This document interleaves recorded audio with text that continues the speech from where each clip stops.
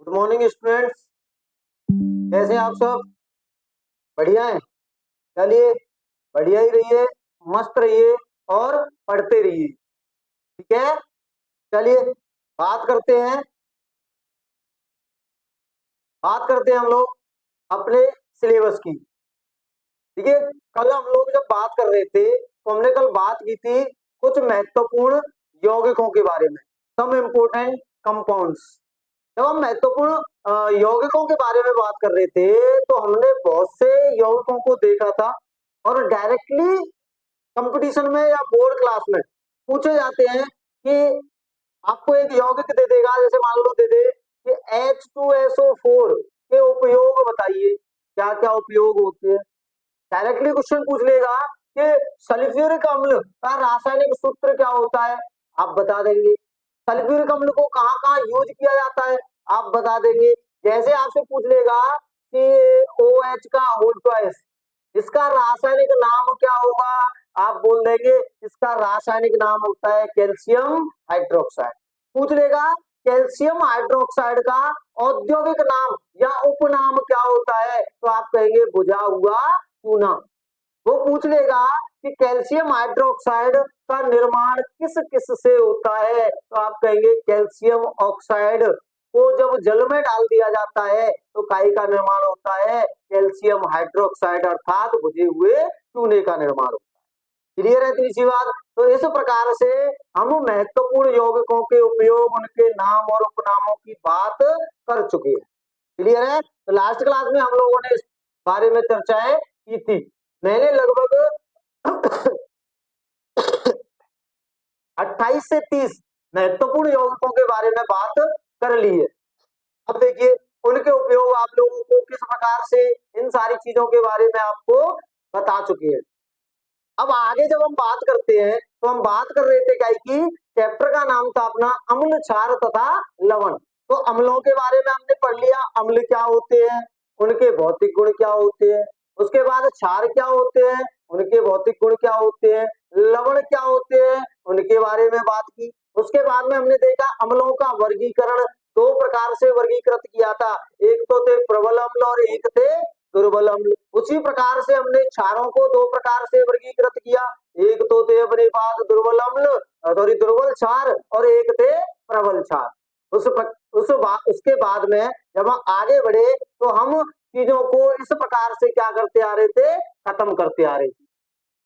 अब देखिए अम्ल की अम्लीयता को कौन बताएगा और क्षार की क्षारीयता को कौन बताएगा।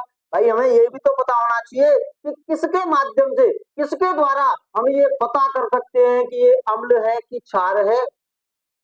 तो अपना अगला जो टॉपिक होता है वो होता है सूचक। सूचक यानी कि इंडिकेटर। सूचक यानी कि इंडिकेटर। सूचक क्या होते हैं, तो सूचक वे पदार्थ होते हैं जो अम्ल की अम्लीयता और क्षार की क्षारीयता के बारे में आई बात समझ में। और उसमें सबसे महत्वपूर्ण जो सूचक आपके सिलेबस में है वो सूचक है पीएच पैमाना।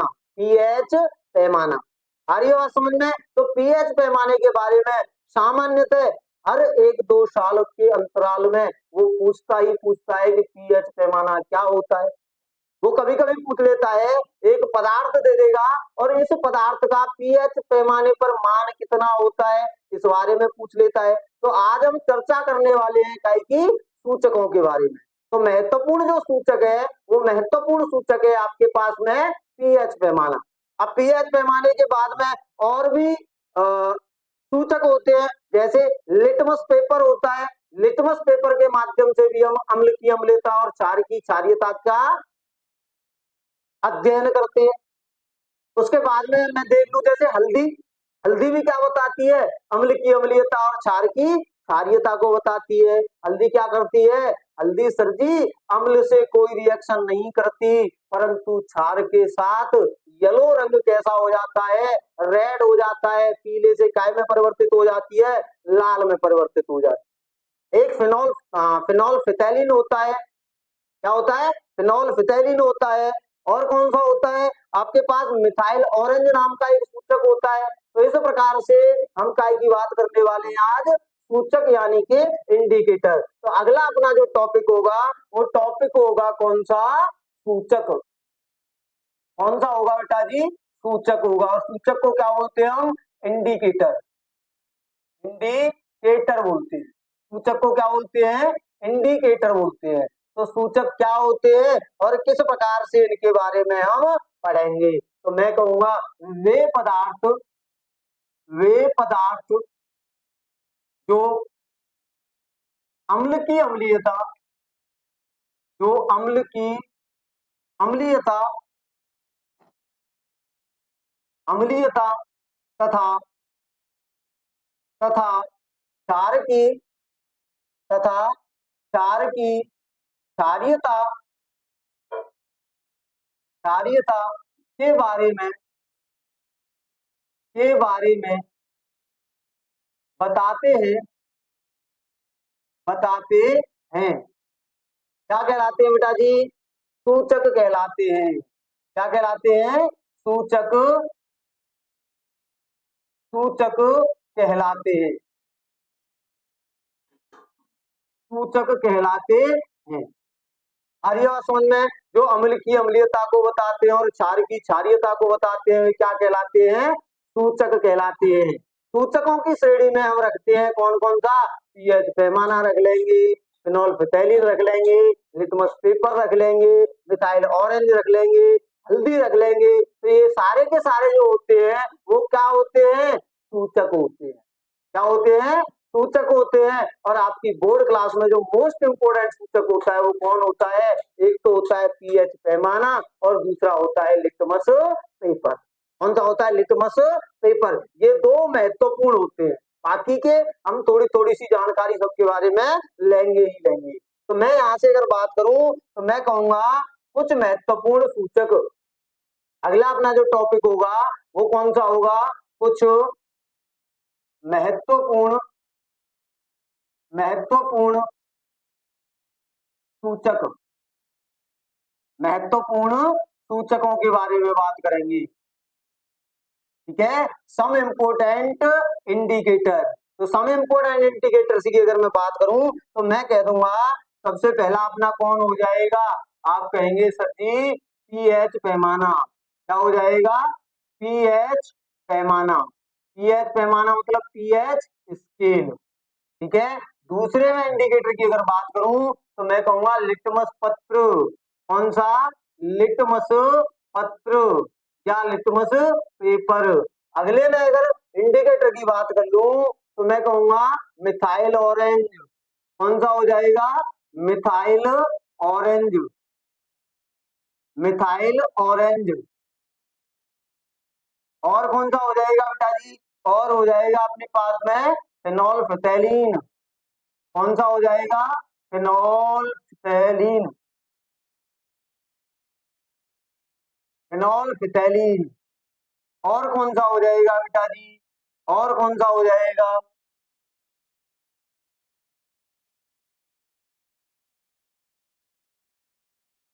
और कौन सा हो जाएगा? और ले लेता हूं मैं, हल्दी ले लूं। क्या ले लूं मैं? हल्दी भी काय का काम करती है? सूचक का काम करती है। और काय का काम कर, और कौन कौन हो सकते हैं? और बहुत से हो सकते हैं। जैसे मैं बोल दूं, क्या बोल दूं? मैं बोल दूं चाइना रोज हो गया, गुड़हल हो गया, लाल पत्ता गोभी हो गई। कौन हो गया? कौन हो गया? China rose. China rose. China rose भी क्या होता है? एक प्रकार का सूचक ही होता है जो अम्ल की अम्लीयता और क्षार की क्षारीयता को बताता है। और क्या हो जाएगा? और हो जाएगा सर जी लाल पत्ता गोभी। लाल पत्ता गोभी। लाल पत्ता गोभी काय का कार्य करती है? अम्ल क्षार सूचक का कार्य करती है। और कौन होता है सर जी? चाइना रोज हो गया, लाल पत्ता गोभी हो गई। और कौन हो जाएगा अपने पास में? और एक और कौन सा हो जाएगा? गुड़हल हो जाएगा। कौन सा हो जाएगा? गुड़हल। गुड़हल भी काय का काम करती है? सूचक का कार्य करती है। और भी कई सारे होते हैं। आपके लिए इंपोर्टेंट कौन सा है? पीएच पैमाना और litmus paper is the most important for your syllabus. आ रही है बात समझ में? क्लियर है यहाँ तक? आपने कहा बिल्कुल क्लियर है। तो बेटा जी हम एक बार क्या कर लेंगे, इनके बारे में डिटेल से अध्ययन करेंगे। तो अपना पहला जो हो जाएगा, पहला हो जाएगा कौन सा? पीएच पैमाना। पीएच पैमाना। देखिए बात कर लें काई की पीएच पैमाने की। पीएच पैमाने से पहले मैं बात कर लेता हूँ काई की लिटमस पेपर की, क्योंकि पीएच पैमाने को फिर मैं क्या कर दूंगा एक साथ एक ही बात उस पर समझा दूंगा। ठीक है, तो मैं बात कर लूं सबसे पहले क्या है कि लिटमस पेपर। कौन सा? Litmus paper. तो लिटमस पेपर क्या होता है? लिटमस पेपर कह दूं या लिटमस पत्र कह दूं, तो लिटमस पत्र जो होता है वो क्या करता है? लिटमस पत्र अम्ल अम्ल क्या करते हैं? लिटमस पेपर पर डालने पर अपने रंग परिवर्तित कर लेते। क्या कर लेते हैं? रंग परिवर्तित कर लेते हैं, जिससे हमें ये पता चल जाता है कि ये पदार्थ अम्ल है कि क्षार है। तो मैं कहूंगा, मैं क्या कह दूंगा, वे पत्र या वे सूचक जो अपना अपना रंग परिवर्तित अपना रंग परिवर्तित करके करके अम्ल की अम्लीयता व क्षारीयता व क्षारीयता क्षारीयता के बारे में बताते हैं। क्या कहलाते हैं बेटा? लिटमस पेपर कहलाते हैं। लिटमस पेपर या लिटमस पत्र कहलाते हैं। लिटमस पत्र कहलाते हैं। क्लियर क्लियर है बेटा जी? जो रंग परिवर्तित करके ऐसे पेपर जो अपना रंग परिवर्तित करके क्या करते हैं? अम्ल की अम्लीयता और क्षार की क्षारीयता के बारे में बताते हैं, वे क्या कहलाते हैं? लिटमस पेपर या लिटमस पत्र कहलाते हैं। क्लियर है? चलिए अब मैं बात कर लूं काय के बारे में, लिटमस पेपर के बारे में बात कर लेता हूं। काय के बारे में बात कर लेता हूं मैं, लिटमस पेपर के बारे में बात कर लूं। तो मैं कहूंगा मेरे पास में एक लिटमस पेपर है। क्या है मेरे पास में?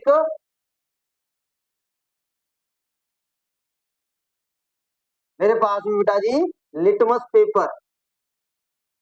Litmus paper. और ये लिटमस पेपर क्या होगा? ये बताएगा अम्ल की अम्लीयता और क्षार की क्षारीयता के बारे में। काय के बारे में बताएगा। सबसे पहले मैं कहूंगा ये काय के बारे में बता रहा होगा, अम्ल की अम्लीयता। तो सबसे पहले मैं अगर बात करूं कि अम्ल पर इसका क्या प्रभाव पड़ता है, काय पे बेटा जी? अम्ल पर इसका क्या प्रभाव पड़ता है? तो मैं कहूं अगर मैं अम्ल ले लूं, मैं क्या ले लूं बेटा जी? अम्ल ले लूं। अम्ल अगर मैं ले लेता हूं तो क्या कंडीशन होगी? तो मैंने कहा अम्ल।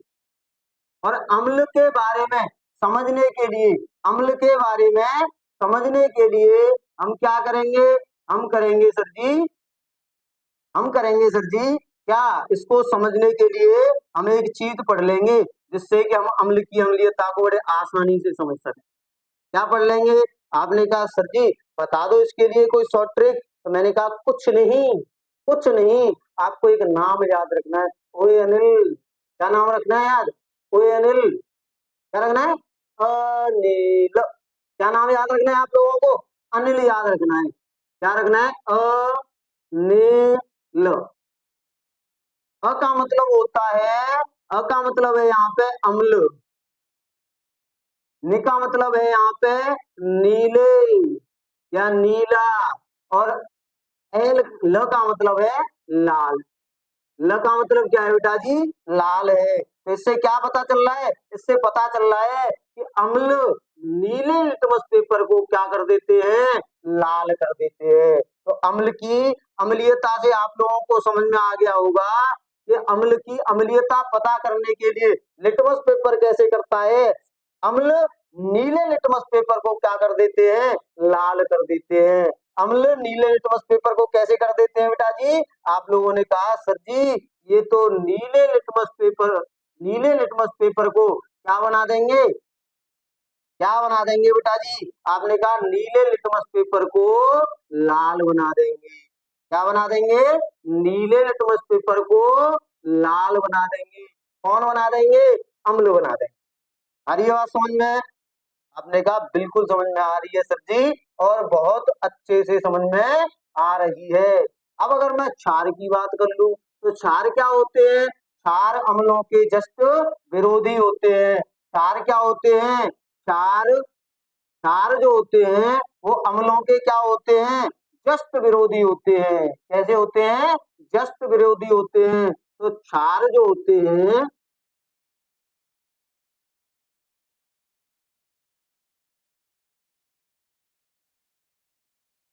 क्षार जो होते हैं वो क्या करते हैं? वो विरोधी होते हैं। तो लाल को क्या बना देंगे? नीला बना देंगे। लाल को क्या बना देंगे? नीला बना देंगे। तो इससे हमें ये पता चल जाएगा कि सर जी क्षार क्या करते हैं? क्षार नीले क्षार लाल लिटमस पेपर को कैसा कर देंगे? कैसा कर देंगे बेटा जी? आपने कहा सर जी ये तो लाल लिटमस पेपर को नीला कर देंगे। तो आपको याद क्या रखना है लिटमस पेपर के लिए? आपको याद रखना है अनिल, अ मतलब अम्ल, ने मतलब नीले को, ल मतलब लाल कर देते हैं। अर्थात अम्ल नीले लिटमस पेपर को क्या कर देंगे? लाल कर देंगे। तथा क्षार लाल लिटमस पेपर को कैसा कर देंगे? लाल कर देंगे। क्या कर देंगे? लाल को नीला। क्या कर देंगे? लाल को नीला कर देंगे। तो यहाँ से लिटमस पेपर के लिए अगर आपको याद रखना है, लिटमस पेपर के लिए अगर आपको याद रखना है तो क्या याद रखना है? कि अनिल याद रखना है। क्या याद रखना है? अनिल याद रखना है। अ का मतलब अम्ल, नि का मतलब नीले, और ल मतलब लाल। यानी अम्ल नीले लिटमस पेपर को क्या कर देते हैं? लाल कर देते हैं। तो सर जी क्षार इनके क्या होते हैं? जस्ट विरोधी होते हैं। तो ये क्या कर देंगे? लाल लिटमस पेपर को नीला कर देंगे। क्या कर देंगे? लाल लिटमस पेपर को नीला कर देंगे। कंफ्यूजन खत्म हुआ कि नहीं? कंफ्यूजन खत्म हो गया। अनिल ने सारा का सारा कंफ्यूजन खत्म कर। क्लियर है? आगे बात समझ में? लिटमस पेपर क्लियर हुआ? करिए एक बार नोट डाउन।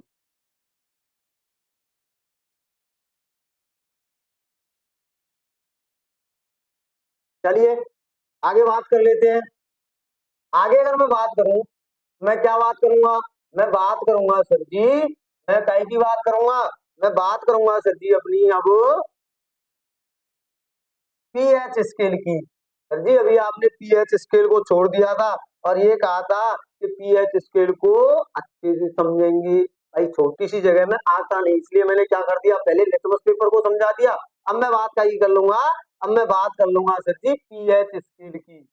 मैं बात का ही कर लूंगा पीएच पैमाना।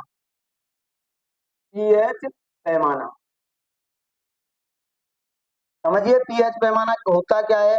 तो आप लोगों ने कहा समझाइए, तो मैं कहूंगा वह सूचक या वह पैमाना जो जो अम्ल की अम्लीयता,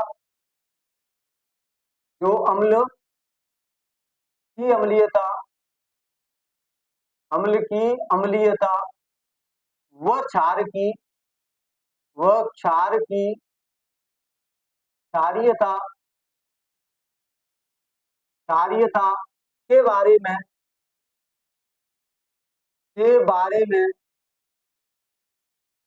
में बताते हैं बताते हैं। क्या कहलाते हैं? पीएच पैमाना कहलाता है। बताता है, ऐसे करो, बताता, बताते नहीं, बताता है, बताता है, बताता है। क्या कहलाता है बेटा जी? पीएच पैमाना कहलाता है। पीएच पैमाना कहलाता है। क्लियर है? चलिए बात कर लेता हूँ पीएच पैमाने की। मैं अगर पीएच पैमाने की बात करूंगा तो मैं किस प्रकार से देखूंगा? देखिए इस प्रकार से मैं कह रहा हूँ, पीएच पैमाना आपके पास इस प्रकार का क्या होता है? एक पैमाना होता है। पीएच पैमाना क्या होता है बेटा जी? इस प्रकार का एक पैमाना होता है, पीएच पैमाना।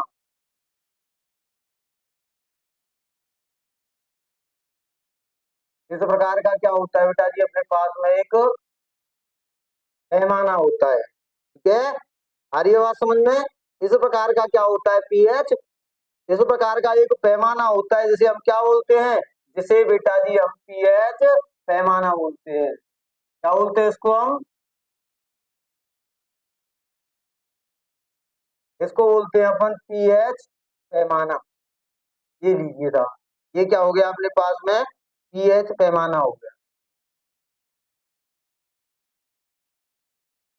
ठीक है, तो ये क्या हो गया अपने पास, पीएच पैमाना, जिसके मध्य में कितना अंक अंकित होता है, कितना, 7। कितना अंकित होता है बेटा जी, 7 अंकित होता है। कितना होता है, 7 होता है। मध्य में कितना होता है, 7। शुरुआत में कितना होता है, 0, और अंत में कितना होता है, 14। अंत में कितना होता है, 14। तो जिस पर कितने अंक अंकित होते हैं, 0 से लेकर 14 तक अंक अंकित होते हैं। क्लियर है। चलिए तो मैं कहूंगा ये हो गया 0, यहाँ कितना हो जाएगा 1, इधर 2, इधर 3, इधर 4, इधर 5, और यहाँ पे कौन हो जाएगा 6, ये हो गया 7, इधर हो जाएगा अपना 8, इधर हो जाएगा 9, इधर हो जाएगा 10, उधर हो जाएगा अपना 11, फिर हो जाएगा 12, नेक्स्ट 13, और लास्ट में कितना हो जाएगा 14 हो जाएगा। क्लियर। आपने कहा बिल्कुल क्लियर है सर जी, तो मैंने कहा जब बिल्कुल क्लियर है तो हम बात कर लें और आगे। और आगे अगर मैं बात करूंगा तो देखिए, पीएच पैमाने पर अगर कोई पदार्थ की वैल्यू 7 से कम है, 7 से कम है, तो इसका मतलब है कि वो पदार्थ कैसा है, वो पदार्थ अम्ल है। तो मैं कहूंगा यहां से अम्लीयता, अम्लीयता का बढ़ता क्रम, अम्लीयता का बढ़ता क्रम, अम्लीयता का बढ़ता क्रम। और यहां से अगर मैं देखूं कि 7 से अधिक मान अगर किसी का प्राप्त हो रहा है, 7 से अधिक कितने तक, 14 तक अगर प्राप्त हो रहा है, तो मैं कहूंगा क्षारीयता का, क्षारीयता का कैसा क्रम हो जाएगा, बढ़ता क्रम हो जाएगा। कैसा, बढ़ता क्रम। आ रही है बात समझ में। तो अगर मैं कहूं कि यदि किसी पदार्थ का मान 0 प्राप्त हो रहा है, इसका मतलब वो ताकतवर प्रबल अम्ल। कैसा है, ताकतवर और प्रबल अम्ल है। और आप लोगों को पता होगा सल्फ्यूरिक अम्ल का मान 0 प्राप्त होता है। सल्फ्यूरिक अम्ल का मान कैसा होता है, 0 प्राप्त होता है। 0 प्राप्त होता है तो इसका मतलब क्या है, इसका मतलब है सर जी H2SO4 एक प्रबल अम्ल है, और इसको अम्ल राज के नाम से जाना जाता है। अम्लों का राजा कौन, सल्फ्यूरिक अम्ल होता है। कौन होता है बेटा जी, सल्फ्यूरिक अम्ल होता है। क्लियर है, आ रही है बात समझ में। तो ये होता है पीएच पैमाना। ये क्या होता है बेटा जी अपने पास, पीएच पैमाना। क्लियर। तो मैं अगर देखूं 0 किसका मान प्राप्त होता है, यहीं से अगर मैं लिख दूं कुछ पदार्थों के पीएच मान, क्योंकि ये कभी कभी पूछे जाते हैं। जैसे मैं आपसे कहूं सल्फ्यूरिक अम्ल का पीएच मान कितना होता है, आप कहोगे सर सल्फ्यूरिक अम्ल का पीएच मान होता है कितना, 0 होता है। मैं आपसे कह दूं कि आंत्र रस HCl का पीएच मान कितना होता है, आप मुस्कुराते हुए कहोगे सर जी 1 से 2 के बीच में होता है। 1 भी हो सकता है, 1.5 भी हो सकता है, 2 भी हो सकता है, मतलब 1 और 2 के मध्य में होता है। तो ये भी कैसा है, प्रबल अम्ल है। जैसे मैं कह दूं नींबू का रस, आपको याद होगा नानी, आपको क्या याद होगा, नानी, तो उसमें कौन, नींबू, कौन सा, सिट्रिक अम्ल होता है। कौन सा होता है, सिट्रिक अम्ल होता है। सिट्रिक अम्ल का पीएच मान कितना होता है, कितना होता है जी सिट्रिक अम्ल का पीएच मान, आप कहेंगे सर जी 2-3 प्राप्त होता है, 2 से 3 के मध्य में होता है। तो ये भी कैसा होता है, अम्ल होता है। आपसे कोई कहे कि जिसका पीएच मान, जिसका पीएच मान एग्जैक्ट 7 प्राप्त हो रहा हो, उसे क्या बोलेंगे, तो मैंने कहा बेटा उसको बोलेंगे हम उदासीन। क्या बोलेंगे उसको, उदासीन बोलेंगे। क्या बोल देंगे उसको, उदासीन बोल देंगे। और पीएच मान किसका 0 प्राप्त होता है, आप लोगों ने मुस्कुराते हुए कहा सर जी शुद्ध जल का पीएच मान, सर जी शुद्ध जल का पीएच मान, शुद्ध शुद्ध जल का पीएच मान कितना होता है? तो आपने कहा सर जी शुद्ध जल का पीएच मान कितना होता है? 7 होता है। कितना होता है? 7 होता है। तो मैं यहाँ से क्या कहूंगा? मैं कहूंगा सर जी कि उदासीन कौन है? उदासीन है बेटा जी अपने पास में। उदासीन कौन है? शुद्ध जल। कौन सा जल? शुद्ध जल। और शुद्ध जल का पीएच मान कितना होता है? तो शुद्ध जल का पीएच मान होता है अपने पास 7। कितना होता है बेटा जी? 7 होता है। यही आपसे कोई पूछे कि सबसे प्रबल अम्ल कौन होता है, तो मैं आपसे कहूंगा H2SO4। और H2SO4 का पीएच मान कितना होता है? H2SO4 का पीएच मान होता है जी 0। कितना होता है? 0 होता है। तो H2SO4 कैसा है? प्रबल प्रबल अम्ल है। वहीं आपसे अगर कोई पूछने लग जाए, वहीं अगर आपसे कोई पूछने लग जाए कि प्रबल क्षार क्या होता है, तो मैं कहूंगा सोडियम हाइड्रोक्साइड। कितना? NaOH। जिसका पीएच मान कितना होता है? जिसका पीएच मान ये होता है बेटा 13 से। जिसका पीएच मान और ये कितना होता है? तो आप कहेंगे सर NaOH का पीएच मान 13 से 14 के मध्य होता है। के बेटा जी 13 से 14 के मध्य होता है। किसका पीएच मान? तो आप कहेंगे सोडियम हाइड्रोक्साइड का पीएच मान कितना होता है? 13 से 14 के मध्य में होता है। तो सबसे प्रबल अम्ल H2SO4 जिसका पीएच मान कितना होता है? 0 होता है। मैं कहूँ उदासीन शुद्ध जल होता है जिसका पीएच मान कितना होता है? एग्जैक्ट 7 होता है। और मैं अगर कहूँ आपसे कि सबसे प्रबल क्षार, तो आप कहेंगे सोडियम हाइड्रोक्साइड जिसका पीएच मान 13 से 14 तक होता है। क्लियर है? आगे बात समझ में? तो पीएच पैमाना समझ में आया होगा। पीएच पैमाना समझ में आया होगा। तो एक बार इसको क्या करेंगे? नोट डाउन करेंगे।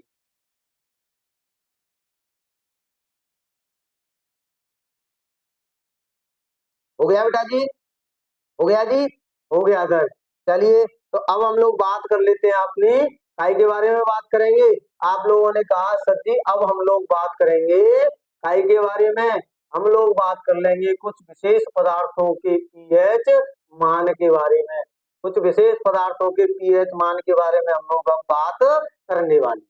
क्लियर है? आ रही है बात समझ में? यहाँ तक किसी को कोई दिक्कत कोई परेशानी? आप लोगों ने कहा कोई दिक्कत कोई परेशानी नहीं है।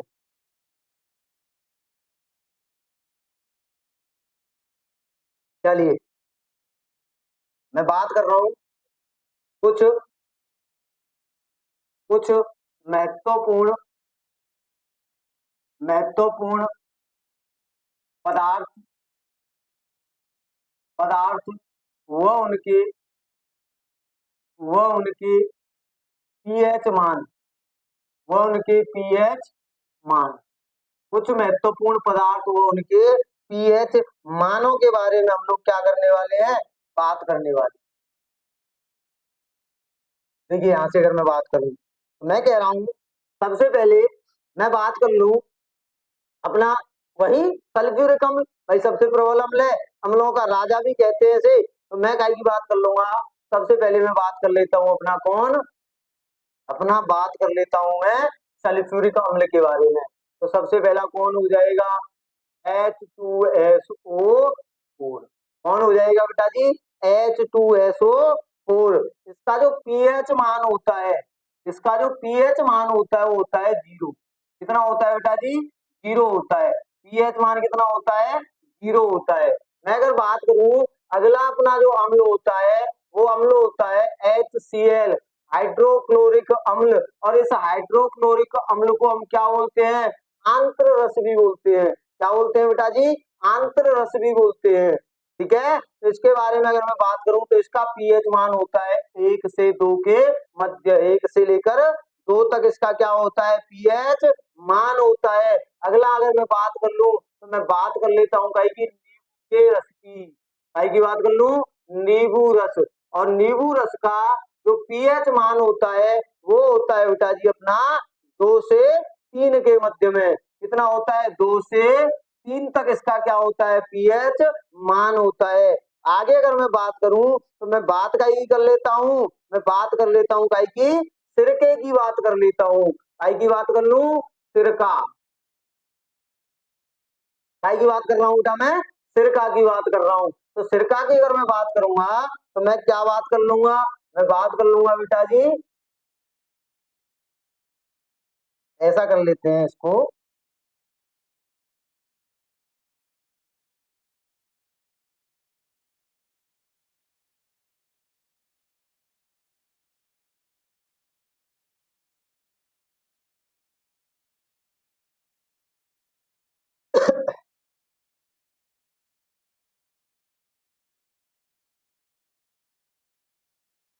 मैं यहां से कह दूं यौगिक, यौगिक या तत्व, मैं कह दूं यहां से तत्व या पदार्थ। यहाँ पे क्या होगा इनके पीएच मान, ये क्या हो जाएंगे इनके पीएच मान, ठीक है। और आगे अगर मैं बात कर लूंगा, आगे अगर मैं बात करूं,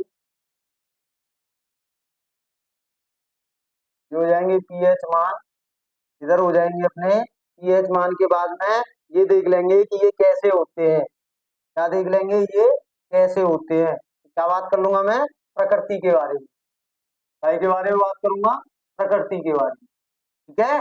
चलिए, तो कौन हो गया अपने पास, सिरका हो गया। सिरके की अगर मैं बात करूं तो सिरका, सिरके का जो पीएच मान होता है वो होता है सर जी, कितना होता है बेटा जी, ये होता है 2.5 से 3 तक। कितना होता है बेटा जी, 2.5 से 3 तक। आगे अगर मैं बात करूं तो मैं बात कर लेता हूं काई की, संतरा ले लेता हूं। क्या ले लूं, संतरा। संतरा क्यों लिया है, क्योंकि जैसे मैंने नींबू लिया ना, तो कुछ लोगों का दिमाग में आया होगा कि नींबू का अगर 2 से 3 है तो संतरे का भी 2 से 3 होगा। ना बेटा, आपने देखा होगा नींबू ज्यादा खट्टा होता है, संतरा कम खट्टा होता है कि नहीं, संतरा मीठा होता है। तो उसमें जो पीएच पैमाने पर उसकी वैल्यू देखी जाती है तो ये कम प्राप्त होती है, पीएच पैमाने पर इसकी वैल्यू कम प्राप्त होती है। और संतरे की पीएच वैल्यू प्राप्त होती है आप लोगों को 3 से 4 तक। कितने, 3 से 4 तक। संतरे के बाद में मैं बात कर लेता हूँ काई की, दूध की बात। अच्छा एक और ले लेता हूँ, चलो टमाटर ले लूं। क्या ले लूं, टमाटर। क्या ले लेता हूँ बेटा जी, टमाटर। टमाटर की अगर मैं बात करूंगा तो टमाटर का पीएच मान कितना होता है, 4 से 4.5 तक होता है। अगले अगर मैं बात कर लूं तो अगले की अगर मैं बात करूंगा तो टमाटर के बाद में मैं ले लेता हूं कौन, दूध ले लेता हूं। और दूध का पीएच मान, दूध का पीएच मान कितना होता है, आप कहेंगे सर जी दूध का पीएच मान तो लगभग आई के बराबर होता है, उदासीनता के बराबर, यानी 6.5 से लगभग कितना, 6.8 तक होता है दूध का पीएच मान। दूध के बाद में अगर मैं ले लेता हूँ कौन सा, शुद्ध जल ले लूं। कौन सा ले लूं बेटा जी, शुद्ध जल ले लेता हूँ। शुद्ध जल का पीएच मान कितना होता है, आप मुस्कुराते हुए कहोगे सर ये तो उदासीन है, इसका कितना होता है, 7 होता है। मैं आप लोगों से कह दूं कि मैं अगर रक्त ले लेता हूँ, कौन ले लूं, रक्त ले लूं, तो रक्त की आप लोगों को पता होगा कि मान लो अगर थोड़ा बहुत कट जाता है कहीं पे और हम अगर मुंह में दे लेते हैं तो कैसा लगता है, नमकीन लगता है कि नहीं, कैसा लगता है, नमकीन लगता है। इसका मतलब वो क्या होता है, लवण के आसपास का क्षार होता है, लवण के आसपास का क्षार होता है। तो इसका पीएच मान, रक्त का जो पीएच मान होता है वो कितना होता है, लगभग 7.3 से 7.4, 7.3 से 7.45 तक क्या होता है, रक्त का पीएच मान होता है। उसके बाद में अगर मैं बात कर लूं काई की, साबुन के घोल की, साबुन के घोल का जो पीएच मान होता है वो कितना होता है, 9-10 होता है। कितना होता है, 9-10 होता है। तो मैं कह दूं साबुन का, साबुन घोल, साबुन घोल का जो पीएच मान होता है वो कितना होता है, 9 से 10 तक होता है। और अगर मैं कह दूं लास्ट में, क्या कह दूं, NaOH, सोडियम हाइड्रोक्साइड, क्या कह दूं, सोडियम हाइड्रोक्साइड। तो इसका जो पीएच मान होता है वो होता है 13 से 14 तक। कितना होता है बेटा जी, 13 से 14 तक होता है पीएच मान का आपका सोडियम हाइड्रोक्साइड। अब देखिए अब इस आधार पर ही हम देखेंगे कि कौन सा अम्ल है और कौन सा क्षार है। देखिए, अगर मान क्या हो रहा है बेटा जी, अगर मान 0 प्राप्त हो रहा है तो इसका मतलब क्या है, इसका मतलब ये है सर जी कि वो क्या है, वो सर जी प्रबल अम्ल है। ये क्या है, प्रबल अम्ल है।